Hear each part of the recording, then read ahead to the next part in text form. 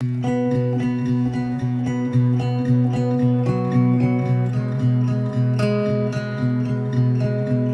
welcome to the Wild Side. One more day. Hey, I want to tell you something. We're going to do a little team building. You may not realize it, but you've probably been part of more teams than you realize, whether you've been formal or informal. If you're in the workplace, if you're at church, if you were in athletics, you are part of a team. And I'm telling you, God is always putting together a team for His glory. Now, I tell you, if you will look in the Old Testament, I want you to think about 5 people that you would put on your all-star team. They could be a lot of different people and personalities. You might take Abraham, for example, or any of the patriarchs, or even perhaps Moses or Joshua.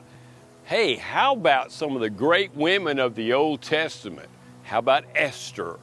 And how about the judge of Deborah? I'll tell you, there's a lot of great, powerful women in a time in which they lived. I've always been fascinated about those great women of influence. But we would be amiss if we didn't include on our all-star team for God's glory the man Caleb. Why do I say Caleb? Caleb was only one of 2 out of a generation of people that was able to enter the Promised Land. So if he was that successful and God so blessed him in that manner, I think we would pause a moment to find out what were some characteristics that he had that we might want to implement on our team, in our personal life, and through our family, and perhaps our church. Well, number 1, he was a man that was consecrated.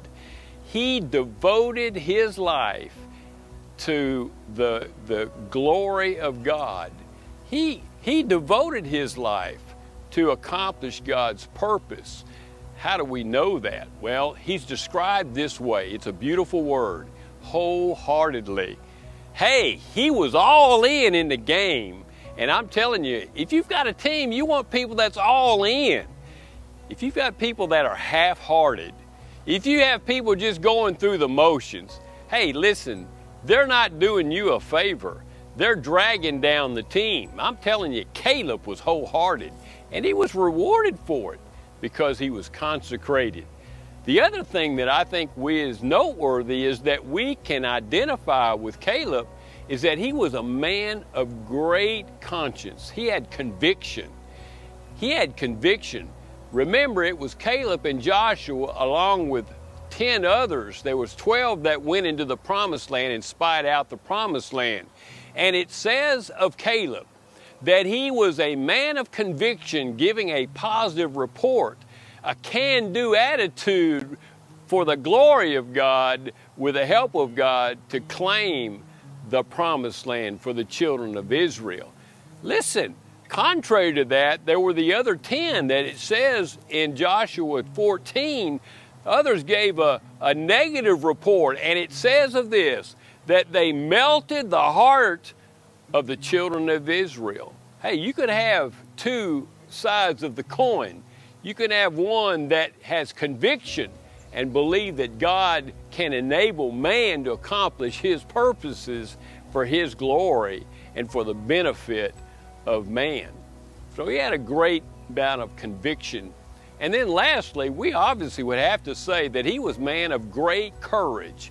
How do we know that? Well, he certainly was instrumental in fighting a lot of the battles in the Promised Land. But here's what Caleb was able to do. He trusted God to go in the most difficult areas of Palestine, and he fought the Anakites. They were the people that were physically dwarfed many other people and other tribes of that area, and they were well established in all of Palestine. And Caleb, with his great courage, went into Palestine and defeated them. And it is said of Caleb, when he was around the area of Hebron, man, it was said of him that this was going to be the land that was going to be part of his inheritance. 45 years later, he has such courage that he goes to Joshua and says, "It's time. I've deserved this. I've trusted God with this inheritance. And God promised that through Moses that I would have the area of Hebron, just about 19 miles south and a little bit west of Jerusalem.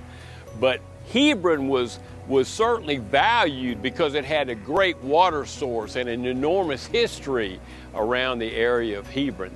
So if you're going to pick you an all-star team, you want people like Caleb to make a difference.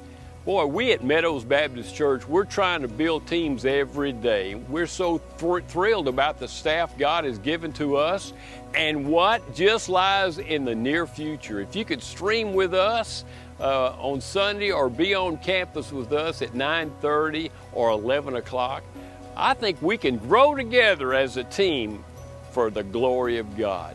And may the God bless you during these days.